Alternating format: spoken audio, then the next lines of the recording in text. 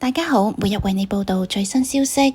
2021年粵劇界一則趣聞引發關注。韋俊輝喺談及自己嘅感情生活時，笑稱曾得到龍貫天太太嘅教路。呢個消息亦都令到唔少人知曉，龍貫天同妻子嘅婚姻依舊存續，多年嚟相互扶持，共同走過人生嘅風風雨雨。喺香港粵劇界，龍貫天曾係一顆璀璨嘅明星。佢原名司徒旭，1979年踏入粵劇行業，師承粵劇大師陳錦棠，憑借自身嘅努力與天賦，喺1994年正式成為文武生，開啟咗喺粵劇舞台上嘅閃耀生涯。然而，如今嘅佢卻陷入咗人生嘅低谷，生活嘅困境如影隨形。龍貫天成長於一個小康家庭，父親係當地小有名氣嘅音樂迷。屋企嘅客廳角落入面擺放住一個厚重嘅木質唱片櫃，裏面整齊咁放住上百張西方音樂唱片，從古典交響樂到爵士樂，品類繁多。而年僅2歲幾嘅小龍貫天，對呢啲喺父親睇嚟珍貴無比嘅唱片毫無興趣，卻唯獨對一張任劍輝、白雪仙錄製嘅《帝女花》粵曲唱片情有獨鍾。初中階段，龍貫天對粵曲嘅熱愛越發濃厚，開始無師自通，跟住唱片學唱粵曲。嗰時嘅佢，放學後嘅第一件事唔係擺低書包寫作業，而係跑到屋企樓下嘅騎樓放聲高歌。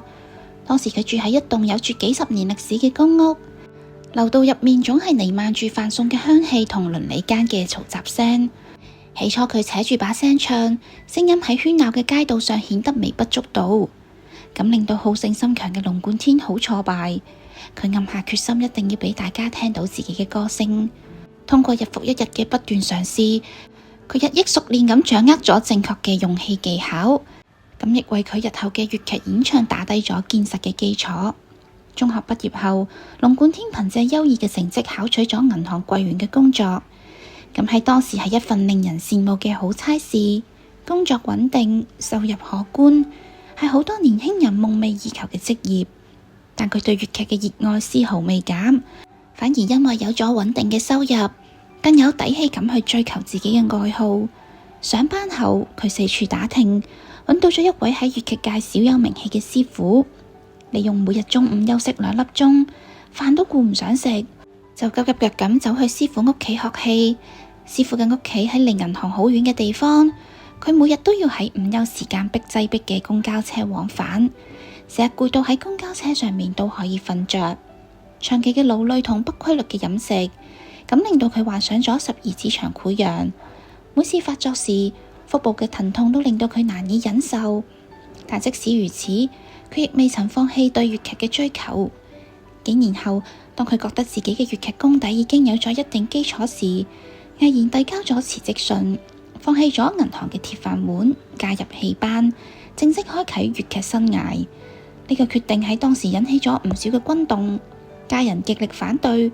朋友亦都紛紛勸佢三思。但龍貫天心意已決，佢話：我知道呢條路好難行，但呢個係我真正熱愛嘅事情，我唔想俾自己留低遺憾。喺戲班嘅日子入面，龍貫天從最基礎嘅跑龍套做起，每日天未光就起身練功、壓腿、下腰、練唱腔，一朝一夕都毫不懈怠。佢有幸同名伶丑新王梁醒波同台演出。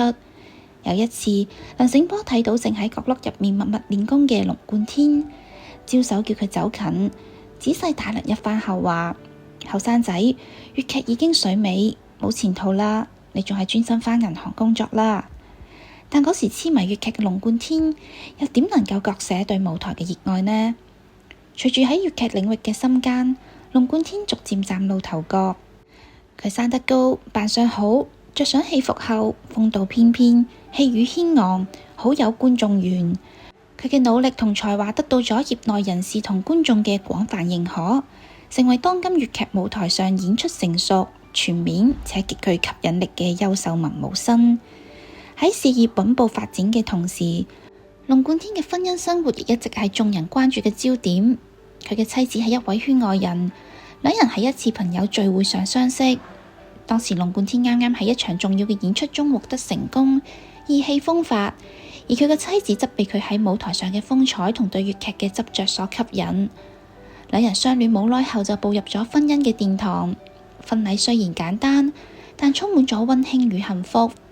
婚後佢哋育有一仔一女，個仔改名司徒朗，個女改名司徒晴。多年嚟，夫妻二人相互理解、相互支持，共同面對生活中嘅各種挑戰。龍貫天長期專注於粵劇事業，經常需要外出演出，有時一出去就係10幾日，同家人相處嘅時間少之又少。但妻子從未有過怨言，始終喺背後默默支持住佢嘅事業，將屋企打理得井井有條，等佢能夠全身心咁投入到粵劇表演中。每次龍貫天演出結束返屋企，無論幾咁夜，妻子都會為佢準備好熱氣騰騰嘅飯餸，聽佢講述演出中嘅趣事同遇到嘅困難。而當粵劇行業逐漸走下坡路，龍貫天收入唔穩定時，妻子亦都主動承擔起更多嘅家庭責任，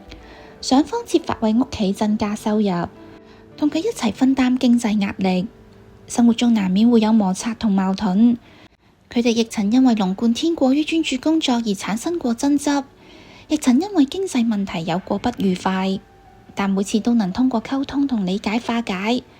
妻子懂得龍貫天對粵劇嘅熱愛與執着，龍貫天亦深知妻子嘅辛苦與付出。呢份相互體諒令到佢哋嘅婚姻越發穩固，成為彼此最堅實嘅依靠。如今，龍貫天嘅仔司徒朗已經25歲，大學畢業後喺一間互聯網公司做程序員。司徒朗自細就懂事乖巧，深知父親嘅不易，從大學開始就勤工儉學，減輕屋企嘅負擔。佢雖然冇繼承父親嘅粵劇事業，但對父親嘅選擇非常理解同支持。閒暇時經常會返屋企探望父母，陪佢哋傾下偈，幫屋企做啲家務。司徒朗話：爸爸為粵劇付出咗太多，媽媽亦一直默默支持住佢，佢哋都係我學習嘅榜樣，我會一直支持佢哋。個女司徒晴今年22歲，正喺度讀緊大學，學嘅係設計專業。佢性格活潑開朗，遺傳咗父親嘅藝術細胞，對繪畫同設計有住濃厚嘅興趣。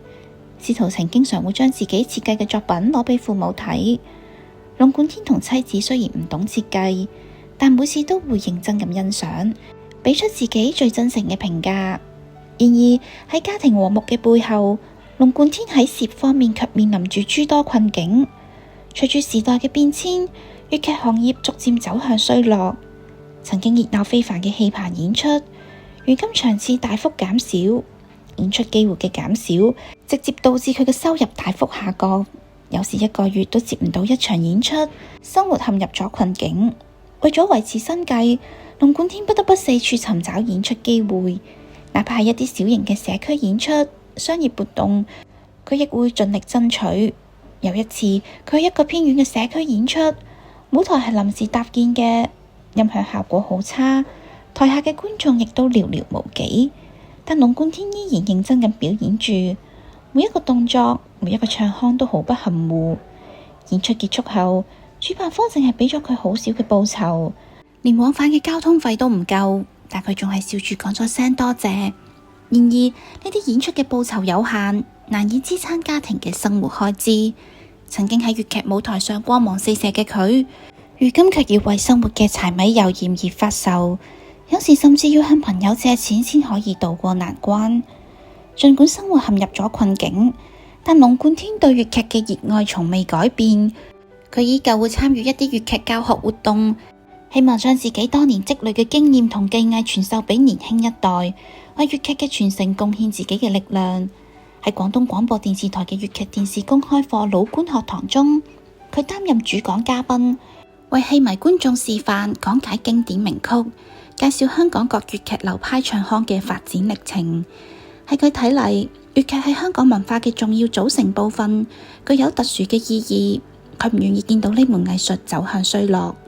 回顧龍貫天嘅人生經歷，從對粵劇嘅痴迷熱愛，到喺舞台上大放異彩，再到如今面臨事業困境，雖生活落魄卻有家人相伴，其中嘅滋味五味雜陳。佢嘅故事係一個關於夢想、堅持、挫折與溫暖嘅故事。喺時代嘅浪潮中，佢努力堅守住自己嘅粵劇夢想，